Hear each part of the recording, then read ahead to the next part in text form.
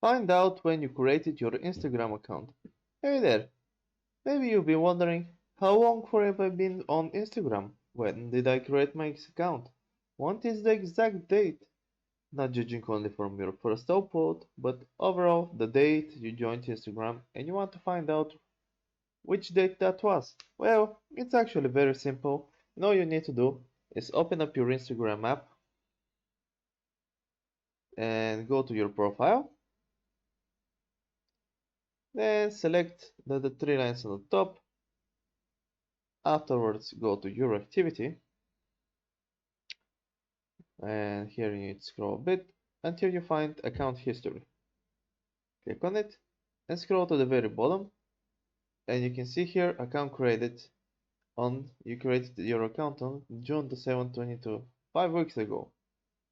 And this is how you find out when you created your account. Hope this helped. If it did, leave a like and subscribe, and see you next time.